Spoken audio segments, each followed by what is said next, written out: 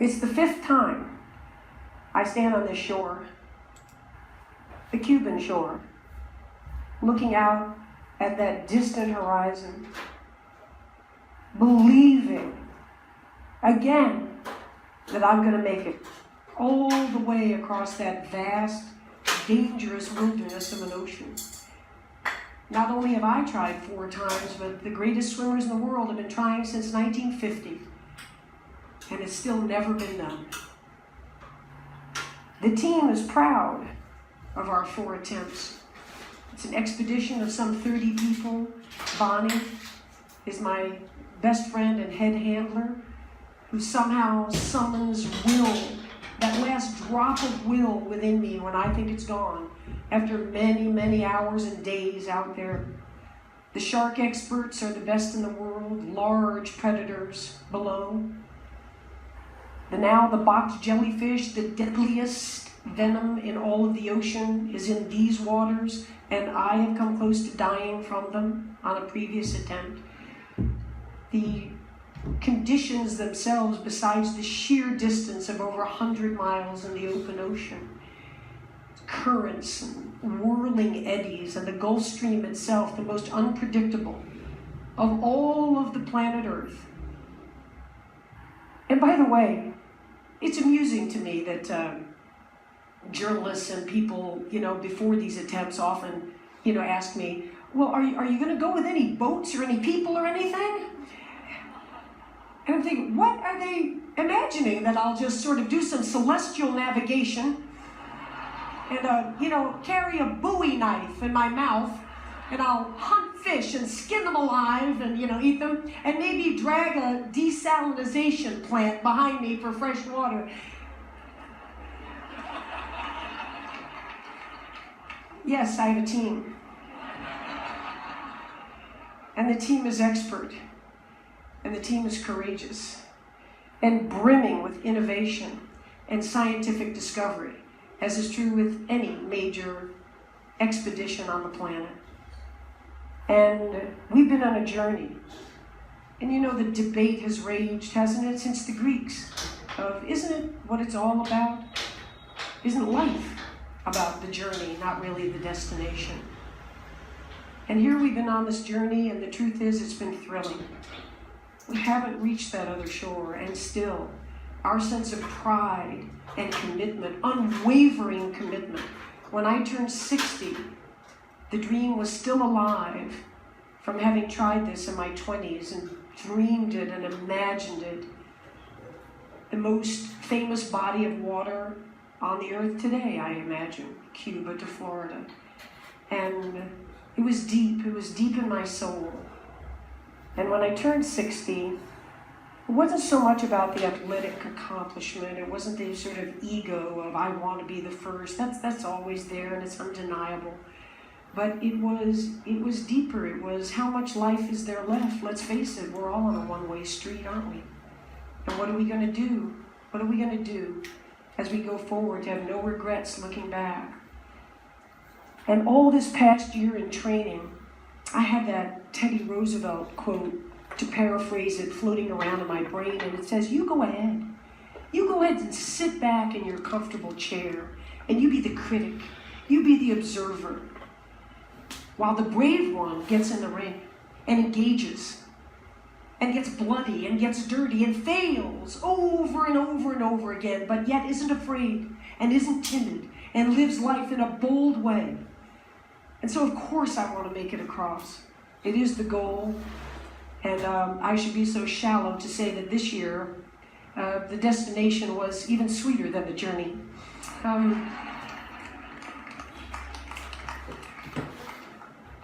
But the journey itself was worthwhile taking. And at this point, by this summer, everybody, scientists, sports scientists, endurance experts, neurologists, my own team, Bonnie, said it's impossible. It just simply can't be done. And Bonnie said to me, but if you're going to take the journey, I'm going to see you through to the end of it. So I'll be there. And now we're there. And as we're looking out, kind of a surreal moment before the first stroke, standing on the rocks at Marina Hemingway, the Cuban flag is flying above, all my teams out in their boats, hands up in the air. We're here. We're here for you. Bonnie and I look at each other and we say, this year the mantra is, and I've been using it in training, find a way. You have a dream, and you have obstacles in front of you, as we all do. None of us ever get through this life without heartache, without turmoil. And if you believe and you have faith, and you can get knocked down and get back up again, and you believe in perseverance as a great human quality, you find your way. And Bonnie grabbed my shoulders and she said, let's find our way to Florida. And we started, and for the next 53 hours, it was an intense, unforgettable life experience. The highs were high, the awe. I'm not a religious person, but I tell you, to be in the azure blue of the Gulf Stream, as if as you're breathing, you're looking down miles and miles and miles, to feel the majesty of this blue planet we live on. It's awe-inspiring. I have a playlist of about 85 songs, and especially in the middle of the night, and that night, because we use no lights. Lights attract jellyfish, lights attract shark, lights attract bait fish that attract sharks. So we go in the pitch black of the night. You've never seen black, this black. You can't see the front of your hand, and the people on the boat, Bonnie and my team on the boat, they just hear the slapping of the arms, and they know where I am, because there's no visual at all. And I'm out there kind of tripping out on my little playlist. I've got tight rubber caps, I don't hear a thing. I've got goggles and I'm turning my head 50 times a minute. I'm singing, imagine there's no heaven. Do-do-do-do-do. It's easy if you try. Do-do-do-do. And I could sing that song 1,000 times in a row. Now there's a talent unto itself. And each time I get done with, who you may say I'm a dreamer, but I'm not the only one. 222. Imagine there's no heaven. And when I get to at the end of 1,000 of John Lennon's Imagine, I swung 9 hours and 45 minutes. Exactly. And then there are the crises. Of course there are. And the vomiting starts, the seawater, you're not well, you're wearing a jellyfish mask for the ultimate protection. It's difficult to swim in, it's causing abrasions on the inside of the mouth, but the tentacles can't get you.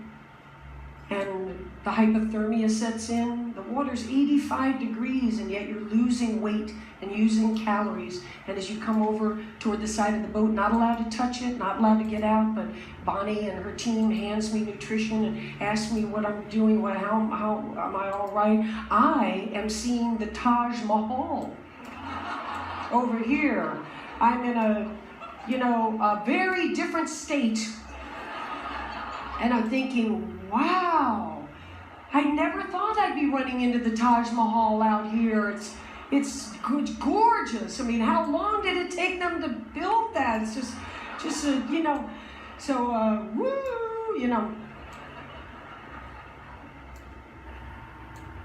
And then we kind of have a cardinal rule that I'm never told really how far it is, because we don't know how far it is. What's going to happen to you between this point and that point? What's going to happen to the weather and the currents? And God forbid you're stung when you don't think you could be stung in all this armor.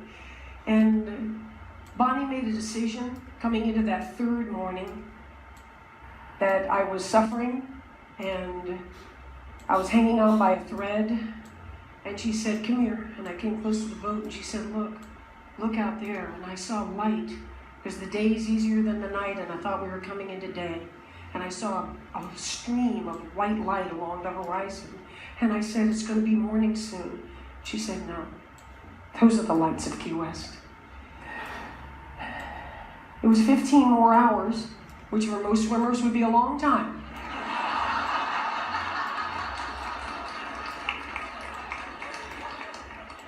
You have no idea how many 15-hour training swims I had done. So here we go, and I somehow, without a decision, went into no counting of strokes and no singing and no quoting Stephen Hawking and the, parameters of the universe. I just went into thinking about this dream and why and how. And as I said, when I turned 60, it wasn't about that concrete, can you do it? That's the everyday machinations. That's the discipline, and it's the preparation, and there's a pride in that. But I decided to think as I went along about, the phrase usually is reaching for the stars, and in my case, it's reaching for the horizon. And when you reach for the horizon, as I've proven, you may not get there, but what a tremendous build of character and spirit that you lay down. What a foundation you lay down in reaching for those horizons. And now the shore is coming. And there's just a little part of me that's sad. The epic journey is going to be over. So many people come up to me now and say, "What's next?" We love that. That little tracker that was on the computer, when are you going to do the next one? We just can't wait to follow the next one. Well, they were just there for 53 hours. And I was there for years. And so there won't be another epic journey in the ocean, but the point is, and the point was, that every day of our lives is epic. And I'll tell you, when I walked up onto that beach, staggered up onto that beach, and I had, so many times in a very puffed up ego way, rehearsed what I would say on the beach. When Bonnie thought that the back of my throat was swelling up, and she brought the medical team over to our boat to say, that she's really beginning to have trouble breathing. Another 12, 24 hours in the salt water, the whole thing. And I just thought in my hallucinatory moment that I heard the word tracheotomy. And Bonnie said to the doctor, "I'm not worried about her not breathing. If she can't talk when she gets to the shore, she's going to be pissed off."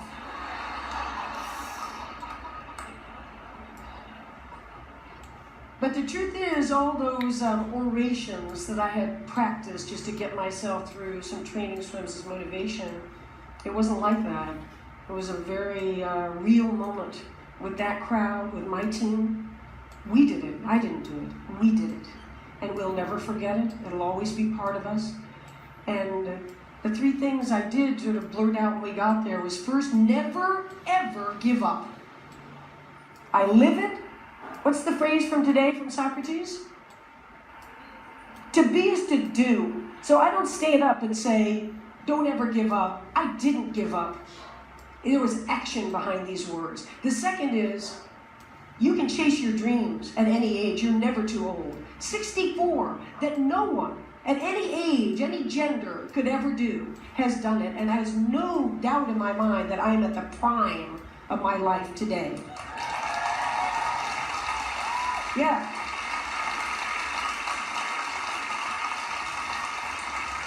Thank you. And the third thing I said on that beach was, it looks like the most solitary endeavor in the world, and in many ways, of course, it is. And in other ways, and the most important ways, it's a team. And if you think I'm a badass, you want to meet Bonnie.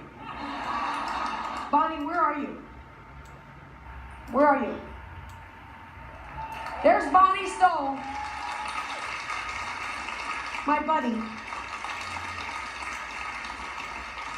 The Henry David Thoreau quote goes, "When you achieve your dreams, it's not so much what you get as who you have become in achieving them."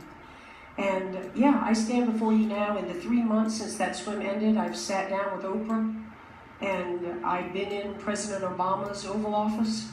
I've been invited to speak in front of esteemed groups such as yourselves. I've signed a wonderful major book contract. All of that's great, and I don't denigrate it. I'm proud of it all, but the truth is, I'm walking around tall because I am that bold, fearless person. And I will be every day until it's time for these days to be done. Thank you very much and enjoy the conference. Thank you. Thank you.